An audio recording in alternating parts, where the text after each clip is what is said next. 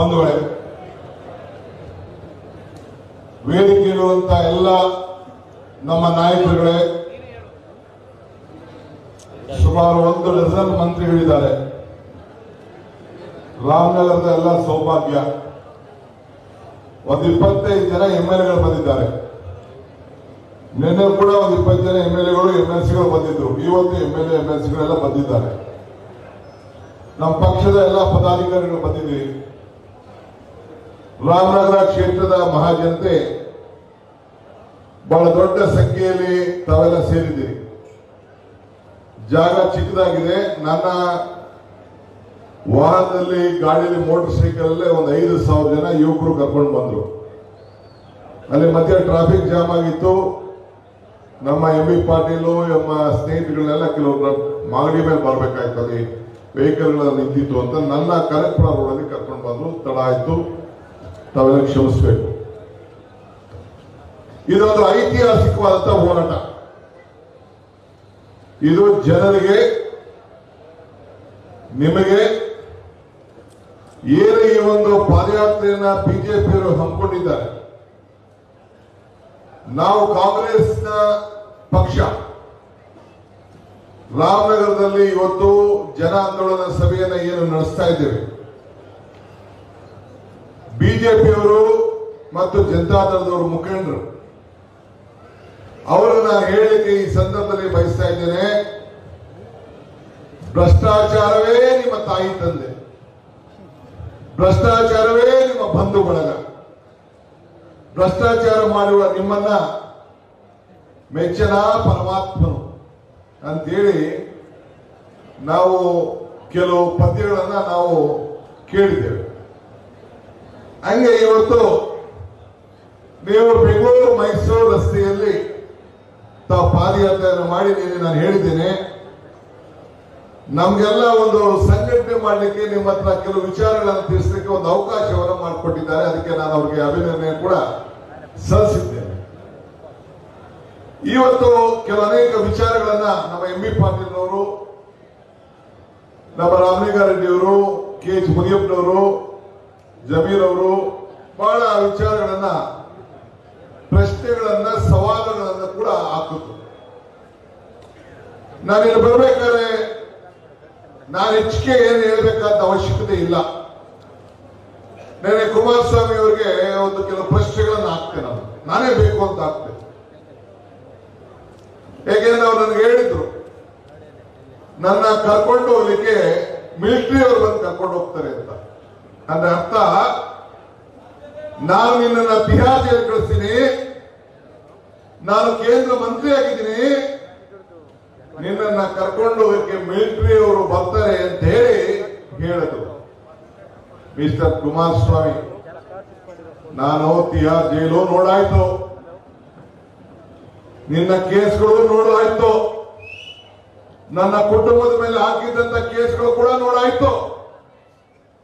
ಇದಾದ ಮೇಲೆ ಜನ ಈ DK ಶಿವಕುಮಾರ್ ನಾಯಕತ್ವಕ್ಕೆ 136 ಸೀಟು ಕೊಟ್ಟು ಈ ರಾಜ್ಯದ ಜನತೆಗೆ ಶಾಸನ ಅಧಿಕಾರವನ್ನು ತಂದಿದ್ದಾರೆ. ನಿನ್ನ ನಾಯಕತ್ವಕ್ಕೆ ಕುಮಾರಣ್ಣ 19 ಸೀಟನ್ನು ಕೊಟ್ಟಿದ್ದಾರೆ. ಈಗ ನಿಮ್ಮ ನಾಯಕತ್ವಕ್ಕೆ ಯಾರೋ ಪಾಪ ಮಾಜಿ MLA ನನ್ನ ಮೇಲೆ ಏನ್ ಹೇಳಿದ್ರಿ, ಆ ಡೆಪ್ಟಿ CM ಪೆನ್ ಡ್ರೈವ್ ನ ಬಿಟ್ಟ ಅಂತ ಹೇಳ್ತಾ ಇದ್ರಿ. ಈ DK ಶಿವಕುಮಾರ್ ಅಂತ ನೀಚ ಅಲ್ಲ ಅಂತ ಈ ರಾಮನಗರದಲ್ಲ ರಾಜ್ಯದ ಜನತೆಗೆ ಗೊತ್ತಿದೆ. ಮತ್ತೆ ಏನ್ ಹೇಳಿದ್ರಿ, ಪ್ರೀತಮ್ ಗೌಡ ನನ್ನ ವೇದಿಕೆಯಲ್ಲಿದ್ದ, ಅದಕ್ಕೋಸ್ಕರ ನನ್ನ ಕುಟುಂಬನೇ ಹಾಳು ಮಾಡ್ದ, ಅದಕ್ಕೆ ನಾನು ಈ ಪಾದಯಾತ್ರೆಯಲ್ಲಿ ಪಾಲ್ಗೊಳ್ಳುವುದಿಲ್ಲ ಅಂತ ಹೇಳಿದ್ರಿ. ನಿಮ್ಮ ಮಗ ಮತ್ತು ನಮ್ಮ GD ದೇವೇಗೌಡರು ಅವರು ಕೂಡ ಇದೇ ವಿಚಾರವನ್ನು ಹೇಳಿದ್ರು. ನೀವು ಹೇಳಿದ್ರಿ, ನನಗೂ ಪ್ರಜ್ವಲ್ ರೇವಣ್ಣಗೂ ಸಂಬಂಧ ಇಲ್ಲ, ನನಗೂ ರೇವಣ್ಣ ಕುಟುಂಬಕ್ಕೂ ಸಂಬಂಧ ಇಲ್ಲ, ಅವ್ರ ಕುಟುಂಬನೇ ಬೇರೆ, ನಿಮ್ಮ ಕುಟುಂಬ ಬೇರೆ. ಹೇಳಿದ್ರು ಇಲ್ಲೋ?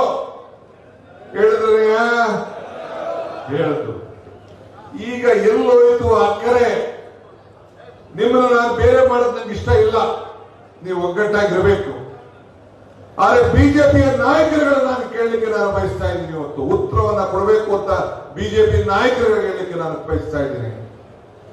ಯಾಕೆ ಡಿಕೆ HDK ಏನು ಚರ್ಚೆ ಮಾಡಿದ್ದಾರೆ, ಏನು ಪ್ರೀತಮ್ ಗೌಡ ಏನು ಪೆಂಡ್ರೈವ್ ವಿಚಾರ ಮಾತಾಡಿದ್ದಾರೆ, ಅದನ್ನು ಯಾಕೆ ನೀವು ಚರ್ಚೆ ಮಾಡ್ತಾ ಇಲ್ಲ? ಯಾಕೆ ಈ ರಾಜ್ಯದ ಪ್ರಧಾನಮಂತ್ರಿಗಳು ರಾಷ್ಟ್ರದ ಪ್ರಧಾನಮಂತ್ರಿಗಳು ಮಾತಾಡೋದು ಪೆಂಡ್ರೈವ್ ಬಗ್ಗೆ, ಹೆಣ್ಣು ಮಕ್ಕಳಿಗೆ ರಕ್ಷಣೆ ಕೊಡೋದ್ ಬಗ್ಗೆ ಮಾತಾಡೋದು? ಬಿಜೆಪಿ ನಾಯಕರುಗಳು ಯಾಕೆ ಬಾಯಿ ಮುಚ್ಕೊಂಡಿದ್ದೀರಿ? ಈಗ ಯಾಕೆ ಬಾಯಿ ಮುಚ್ಕೊಂಡಿದ್ದೀರಿ?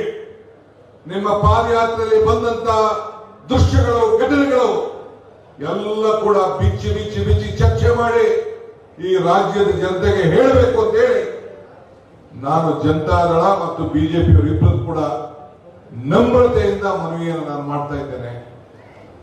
ಹೋರಾಟವನ್ನು ಮಾಡಬೇಕು ಅಂತಿದ್ದೀರಿ. ಈ ತಾಯಿ ಹೆಣ್ಣು ಮಕ್ಕಳ ಗೌರವ, ರಕ್ಷಣೆ, ಮಾನ ಮರ್ಯಾದೆ ಯಾವ ರೀತಿ ಅಂತ ಹೇಳಿ ಚರ್ಚೆ ಆಗ್ಬೇಕು ಅಂತ ತಾವು ತಮ್ಮ ಮನಸ್ಸಿನಲ್ಲಿ ಅಳಕೊಂಡಿದ್ದೀರಲ್ಲ ಬಿಜೆಪಿ ಎಲ್ಲ ಸ್ನೇಹಿತರು, ಅದನ್ನ ಬಿಚ್ಚಿ ಚರ್ಚೆ ಮಾಡಬೇಕು ಅಂತ ಹೇಳಿ ಈ ಸಂದರ್ಭದಲ್ಲಿ ನಾನು ಒತ್ತಾಯ ಮಾಡಲಿಕ್ಕೆ ನಾನು ಬಯಸ್ತಾ ಇದ್ದೇನೆ. ಇಲ್ಲಿ ಒಂದು ಪ್ಲೇ ಕಾರ್ಡ್ ಇಟ್ಟಿದ್ದಾರೆ ಯಡಿಯೂರಪ್ಪನವರ ವಿಚಾರ. ನಿನ್ನೆ ನನಗೆ ನನ್ನ ಬಿಜೆಪಿ ಅಧ್ಯಕ್ಷ ಭ್ರಷ್ಟಾಚಾರದ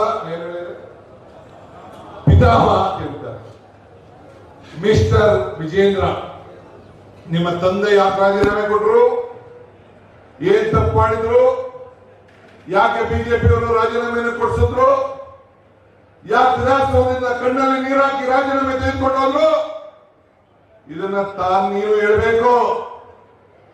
ಹಿಂದೆ ಯಡಿಯೂರಪ್ಪನವರು ರಾಜೀನಾಮೆ ಕೊಟ್ಟು ಜೈಲಿಗೆ ಹೋಗಿದ್ರಲ್ಲ, ಏನು ಇದೇ ಗವರ್ನರ್ ಸ್ಯಾಂಕ್ಷನ್ ಮಾಡಿದ್ರಲ್ಲ, ಯಾಕೆ ಸ್ಯಾಂಕ್ಷನ್ ಮಾಡಿದ್ರು? ಯಾರು ಯಡಿಯೂರಪ್ಪನವರು ಜೈಲಿಗೆ ಹೋಗಕ್ಕೆ ಕಾರಣಕರ್ತರಾದಂತ ಜನತಾದಳದವರು, ಅದಕ್ಕೂ ಕೂಡ ನೀವು ಉತ್ತರವನ್ನು ಕೊಡಬೇಕು. ಬಿಜೆಪಿಯವರು ಪಾದಯಾತ್ರೆ ಮಾಡೋದಲ್ಲ. ಇನ್ನೊಂದು ಪ್ರಶ್ನೆ ಕೇಳಲಿಕ್ಕೆ ನಾನು ಬಯಸ್ತಾ ಇದ್ದೇನೆ ನಮ್ಮ ಬಿಜೆಪಿಯ ಸ್ನೇಹಿತರಿಗೆ. ಬಿಜೆಪಿ ಎಲೆಕ್ಷನ್ ಮುಂಚಿತವಾಗಿ, ನಮ್ಮ ಎಲೆಕ್ಷನ್ ಅಸೆಂಬ್ಲಿ ಮುಂಚಿತವಾಗಿ ಮಾಜಿ ಪ್ರಧಾನಿ ದೇವೇಗೌಡರ ಕುಟುಂಬದ ಭೂ ಕಬಳಿಕೆ ಪಕ್ಷಿ ನೋಟ ಅಂತ ಹೇಳಿ ನಮ್ಮ ಬಿಜೆಪಿಯ ಸ್ನೇಹಿತರು ಪ್ರಕಟಣೆ, ಭಾರತೀಯ ಜನತಾ ಪಾರ್ಟಿ ಮೈಸೂರು ಘಟಕ ಇದೇ ಮೂಡಾದಲ್ಲಿ ಮಾಡಿರುವಂತ ಎಲ್ಲ ಸೈಟ್ಗಳನ್ನ ಯಾರ್ಯಾರು ಏನೇನು ಅರ್ಜಿ ಹಾಕಿದ್ದಾರೆ ಅಂತ ಕುಮಾರಣ್ಣನ ಅರ್ಜಿ ಸಮೇತ ಪ್ರಿಂಟ್ ಮಾಡಿದ್ದಾರೆ. ಇದಕ್ಕೆ ಉತ್ತರ ಕೊಡ್ತೀರಾ ಯಡಿಯೂರಪ್ಪನವರೇ? ಅಶೋಕಣ್ಣ ಇದಕ್ಕೆ ಉತ್ತರ ಕೊಡ್ಬೇಕಲ್ಲಪ್ಪ. ಸಿಟಿ ರವಿ ಉತ್ತರ ಕೊಡ್ಬೇಕಲ್ಲಪ್ಪ ಇದಕ್ಕೆ. ನಾರಾಯಣ ಸ್ವಾಮಿ, ನಿಮ್ಮ ಪಕ್ಷ ಏನು ನೀವು ಪ್ರಕಟಣೆ ಮಾಡಿದ್ದೀರಿ, ಇದು ಏನು ಅಂತ ಸ್ವಲ್ಪ ವಿರೋಧವನ್ನ ಬಿಚ್ಚಿಡಬೇಕಲ್ಲ. ಸಿದ್ದರಾಮಯ್ಯ ವಿಚಾರದಲ್ಲಿ, ಅವರ ಧರ್ಮಪತ್ನಿ ವಿಚಾರದಲ್ಲಿ, ಅವರ ಸೋದರ ಕೊಟ್ಟಂತ ಅರ್ಶನ ಕುಂಕುಮದ ಜಮೀನು ವಿಚಾರದಲ್ಲಿ ಏನು ಅಕ್ರಮ ಏನಾದ್ರು ನಡೆದಿದ್ಯಾ? ಸರ್ಕಾರಿ ಜಮೀನು ಹೋಗಿದ್ರ? ಅಕ್ರಮವಾಗಿ ಮಂಜೂರಾತಿಯನ್ನು ಮಾಡ್ಕೊಂಡಿದ್ರ? ತನ್ನ ಜಮೀನನ್ನ ಮೂಡಾರವರು ಅಕ್ರಮವಾಗಿ ಪಡ್ಕೊಂಡದಕ್ಕೆ ಒಂದಷ್ಟು ಸೈಟ್ ಅನ್ನ ಪಡ್ಕೊಂಡಿದ್ದಾರೆ. ತಪ್ಪೇನಿದೆ? ನಮ್ಮ ಜಮೀನಿಗೆ ಆಸ್ತಿ ಹೋದ್ರೆ, ನಿಮ್ಮ ಆಸ್ತಿ ಮೈಸೂರು ಬೆಂಗಳೂರು ಹೋದ್ರೆ ನಿಮ್ಗೆ ಪರಿಹಾರವನ್ನು ಕೊಟ್ಟಿದ್ದಾರೆ. ನಮ್ಮ ಕನಕಪುರದಲ್ಲಿ ಜಮೀನು ಹಿಂಗೆ ಎಲ್ಲ ಒಡೆದಾಕ್ಬಿಟ್ಟು ಅವ್ರಿಗೆಲ್ಲ ಪರಿಹಾರ ಸೈಟ್ ಕೊಟ್ಟಿದ್ದಾರೆ. ಹಂಗೆ ಸೈಟ್ ಎಲ್ಲ ಕೊಟ್ಟಿದ್ದಾರೆ. ಎಷ್ಟು ಜಾಗ ಹೋಯ್ತು ಅಷ್ಟು ನಾವು ಕೊಟ್ಟಿದ್ದೇವೆ, ಆಲ್ಟ್ರೇಟ್ ಕೊಟ್ಟಿದ್ದೇವೆ, ಆಲ್ಟ್ರೇಟ್ ಅನ್ನು ಕೊಟ್ಟಿದ್ದಾರೆ. ಏನವರು ಮಾಡಿರುವಂತ ತಪ್ಪು? ನೀವೇ ಅಧಿಕಾರದಲ್ಲಿದ್ದಾಗ, ನಿಮ್ಮ ಸರ್ಕಾರ ಅಧಿಕಾರದಲ್ಲಿದ್ದಾಗ, ಬೊಮ್ಮಾಯಿ ರಾಜ್ಯದ ಮುಖ್ಯಮಂತ್ರಿ ಆಗಿದ್ದಾಗ ನೀವು ಸೈಟ್ ಕೊಟ್ಬಿಟ್ಟು, ಬೈತಿ ಬಸವರಾಜು ಮಂತ್ರಿ ಆಗಿದ್ದಾಗ ಸೈಟ್ ಕೊಟ್ಬಿಟ್ಟು, ಈಗೇನ್ ಬೈತಿ ಸುರೇಶ್ ಕೊಟ್ಟಿದ್ರ? ಯಡಿಯೂರಪ್ಪನವ್ರು ಸೈನ್ ಹಾಕಿದ್ರ? ಇಲ್ಲ ಸಿದ್ದರಾಮಯ್ಯ ಸೈನ್ ಹಾಕಿದ್ರ? ಬೊಮ್ಮಾಯಿನವರ ಮುಖ್ಯಮಂತ್ರಿ ಇದ್ದಂತ ಸಂದರ್ಭದಲ್ಲಿ ಬೈತಿ ಬಸವರಾಜು ಯುಡಿ ಮಿನಿಸ್ಟರ್ ಆಗಿದ್ದಂತ ಸಂದರ್ಭದಲ್ಲಿ ಬಿಜೆಪಿ ಮೂಡ ಚೇರ್ಮನ್ ಆಗಿದ್ದಂತ ಸಂದರ್ಭದಲ್ಲಿ ರೆಸಲ್ಯೂಷನ್ ಮಾಡಿ 50-50 ಕೊಡಬೇಕು ಅಂತ ತೀರ್ಮಾನ ಮಾಡಿ ಕೊಟ್ಟಿದ್ದಾರೆ. ಏನ್ ತಪ್ಪು ಮಾಡಿದ್ದಾರೆ? ಅದಕ್ಕೆ ನಮ್ಮ ಮುಂಚಿತವಾಗಿ ನಿಮ್ಮ ಹಗರಣದ ಬಗ್ಗೆ, ನೀವು ತೆಗೆದುಕೊಂಡಿರೋದ್ರ ಬಗ್ಗೆ, ನಿಮ್ಮ ಭೂ ಕಬಳಿಕೆ ಬಗ್ಗೆ ಪಕ್ಷಿ ನೋಟ ಅಂತೇಳಿ ಬಿಜೆಪಿ ಅವರು ಏನು ಇವತ್ತು ಪ್ರಶ್ನೆ ಕೇಳಿದ್ದಾರೆ. ಅದಕ್ಕೆ ಈ ಪಾದಯಾತ್ರಾ ಸಂದರ್ಭದಲ್ಲಿ ಉತ್ತರವನ್ನು ಕೊಡಬೇಕು. ಕುಮಾರ್ ಹೇಳಿದ್ದಾರೆ ಇವತ್ತೆಲ್ಲೋ, ನಾನು ಡಿಕೆಗೆ ನಾಳೆ ಕೊಡ್ತೀನಿ ಉತ್ತರ ಅಂತ. ಬಹಳ ಸ್ವಾಗತದಿಂದ ನಮ್ರತೆಯಿಂದ ನಾನು ಕಾಯ್ಕೊಂಡಿದ್ದೇನೆ. ಹೇಳ್ಬೇಕು ಫಸ್ಟ್ ನಿಂದ ಬಾಲಕೃಷ್ಣೇಗೌಡ ಬಿಟ್ಟಿಗೆ ಹೇಳ್ಬೇಕು, ಎಷ್ಟಿತ್ತು ಅಧಿಕಾರಿಗೆ, ಎಷ್ಟಿದೆ, ಈಗ ಎಷ್ಟಾಗಿದೆ, ಒಂದೊಂದು ದಿನ ಒಬ್ಬೊಬ್ರದ್ದು ಹೇಳ್ಬೇಕು. ಒಂದೊಂದು ದಿನ ಒಬ್ಬೊಬ್ರದ್ದು ಹೇಳ್ಬೇಕು. ನೀವು ಎಷ್ಟು ಅಧಿಕಾರಿ ಇದ್ದಂತ ಸಂದರ್ಭದಲ್ಲಿ ಎಷ್ಟಿತ್ತು, ಈಗ ಎಷ್ಟು 106 ಎಕರೆಗಳ ಬೆಂಗಳೂರಿನಲ್ಲಿದೆ. ಕೇಸ್ಗಳಲ್ಲಿ ಆಮೇಲೆ ಮಾತಾಡೋಣ. ಲಾಸ್ಟ್ ಅಲ್ಲಿ ಬೆಂಗಳೂರಿನಲ್ಲಿ ಏರ್ಪೇಟು, ಚಿಕ್ಕುಪ್ಪಿ, ದೊಡ್ಡಕುಪ್ಪಿ, ಕನಕಪುರ ರೋಡು, ನೆಲಮಂಗಲ ರೋಡು, ಅಲ್ಲಿ ದೇವರಹಳ್ಳಿ, ಇಲ್ಲಿ ಕುಂಬಳಗಲ್ ಪಕ್ಕ ಎಲ್ಲ ಎಷ್ಟೆಷ್ಟಿದೆ ಅಂತೇಳಿ ಮಾತಾಡಬೇಕು. ಹೆಂಗ್ ಬಂತು, ಏನಾಯ್ತು, ಎಷ್ಟು ತೆಗೆದುಕೊಂಡ್ರು, ಮೂಲ ದಾಖಲೆ ಎಷ್ಟಿದೆ, ಎಷ್ಟು ಸುಟ್ಟೋಗಿದೆ, ಎಷ್ಟು ಪಡ್ಕೊಂಡಿದೆ ಅಂತ ಹೇಳ್ಬೇಕು. ನಾನು ಮೈನಿಂಗ್ ವಿಚಾರಕ್ಕೆ ನಾನು ಮಾತಾಡಕ್ ಹೋಗುದಿಲ್ಲ. ಲೋಕಾಯುಕ್ತ ಎನ್ಕ್ವೈರಿ ಬಗ್ಗೆ ನಾನು ಮಾತಾಡಕ್ ಹೋಗುದಿಲ್ಲ. ಗೌರ್ನರ್ ಹತ್ರ ಇರುವಂತಹ ಫೈಲ್ ಬಗ್ಗೆ ನಾನು ಮಾತಾಡಕ್ ಹೋಗುದಿಲ್ಲ. ಈಗ ಸದ್ಯಕ್ಕೆ ನಾನು ಮಾತಾಡಕ್ ಹೋಗುದಿಲ್ಲ. ಇಷ್ಟಕ್ಕೆ ನಾಳೆ ತಾವು ಉತ್ತರವನ್ನು ಕೊಡಿ. ಜನತೆ ಕೊಡ್ಬೇಕು, ಇದು ನನಗಲ್ಲ, ಈ ರಾಜ್ಯದ ಜನತೆ ಕೊಡ್ಬೇಕು. ಬಿಜೆಪಿ ಸ್ವಾಮಿ ಅವರು ಶಾಸಕರಾಗಿದ್ದಂತ ಬಿಜೆಪಿ ಮಾಜಿ ಮಂತ್ರಿಗಳು ಅವರು ಕೂಡ ವಿಧಾನ ಪರಿಷತ್ನಲ್ಲಿ ಪ್ರಶ್ನೆ ಕೇಳಿದ್ರು. ಆ ದಾಖಲೆ ನನ್ನ ತಿಳಿದ ರೇವಣ್ಣವರಿಗೆ ಕೊಟ್ಟು ನನಗೆ ಇಲ್ಲೂ ಕೂಡ ಇದೆ. ನಾನು ಯಾಕೆ ಇವನ್ನೆಲ್ಲ ನಾನು ಮಾತಾಡ್ತಾ ಇದ್ದೀನಿ ಅಂತಂದ್ರೆ, ನೀನು ಗ್ಲಾಸ್ ಹೌಸ್ ಇದ್ದೀರಿ.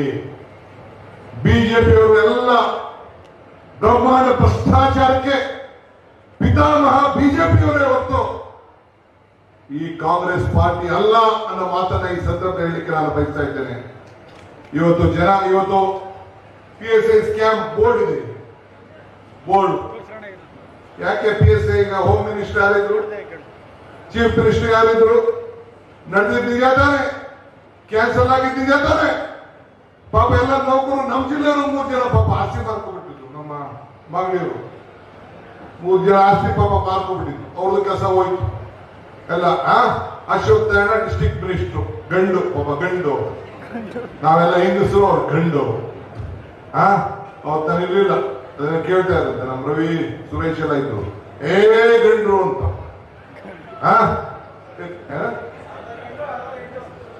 ಯಾರು ಗಂಡಸಿದ್ರು ಬಂದ್ರು ಅಂತ. ಇಲ್ಲಪ್ಪ, ನಾವ್ ಹೆಂಗಸರು, ನೀವು ಗಂಡು, ನೀವು ಬಹಳ ದೊಡ್ಡ ಗಂಡು.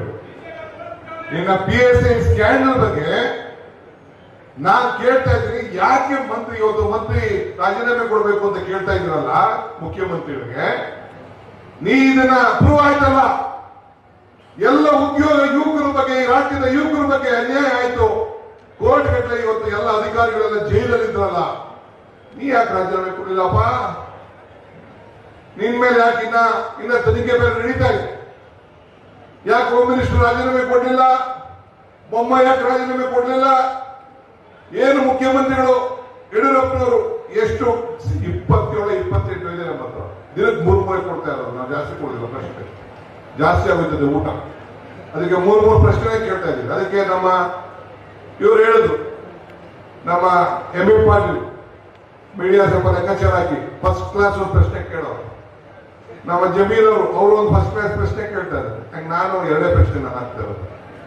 ನಾನು ಯಾಕೆ ಈ ಮಾತು ಹೇಳ್ತಾ ಇದ್ದೀನಿ ಅಂದ್ರೆ, ಏನೋ ಎಲ್ಲರಿಗೂ ನಾನು ನವೆಂಬರ್-ಡಿಸೆಂಬರ್ಗೆ ಏನ್ ಸರ್ಕಾರನ ಪಟ್ಟಿ ಮಾಡಿಸ್ಬಿಡ್ತೀನಿ, ನಾನೇ ಬಂದು ಕೂತ್ಕೊಬಿಡ್ತೀನಿ.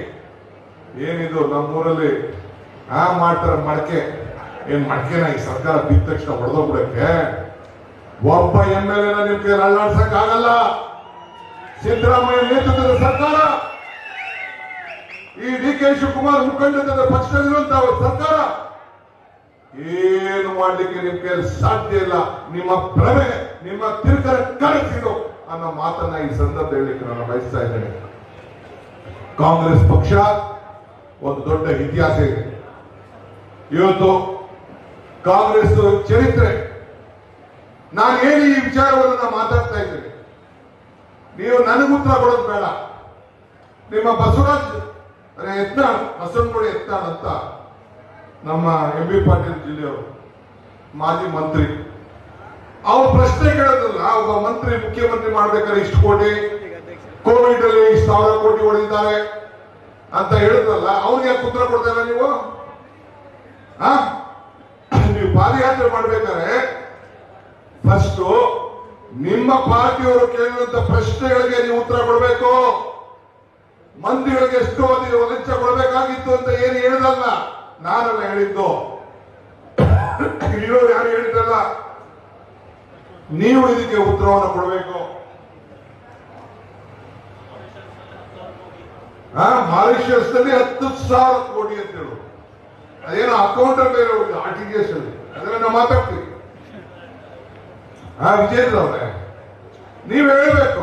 ಪಾಪ ನಿಮ್ಮ ಅಧಿಕಾರಿಗಳು, ಮೇಲಧಿಕಾರಿಗಳೆಲ್ಲ ಬಂದು ರೈಡ್ ಮಾಡಿ ಎಲ್ಲ ಉಮೇಶ್ ಅನ್ನೋರ್ ಮನೆಗೆ ಹೋಗಿ ಎಲ್ಲ ದಾಖಲೆಗಳೆಲ್ಲ ಎತ್ಕೊಂಡು ಹೋಗಿ ಎಲ್ಲ ಮಾಡಿದ್ರಲ್ಲ, ಏನಾಯ್ತು, ಯಾಕಾಯ್ತು, ಇದನ್ನ ತಾವು ಹೇಳ್ಬೇಕು. ನೀವು ಎಷ್ಟೇ ಪ್ರಯೋಗ ಮಾಡಿಕೊಂಡು, ಯಾರನ್ನಾರು ಪ್ರಯೋಗ ಮಾಡ್ಕೊಳ್ರಿ, ಯಾರನ್ನಾರು ದುರ್ಬಳಕೆ ಮಾಡ್ಕೊಳ್ಳಿ. ಸೋನಿಯಾ ಗಾಂಧಿ ಆಯ್ತು, ರಾಹುಲ್ ಗಾಂಧಿ ಆಯ್ತು, ಚಿದಂಬರಂ ಆಯ್ತು, DK ಶಿವಕುಮಾರ್ ಆಯ್ತು, ಇನ್ನ ಎಲ್ಲರನ್ನೂ ಹಾಕೊಳ್ಳಿ.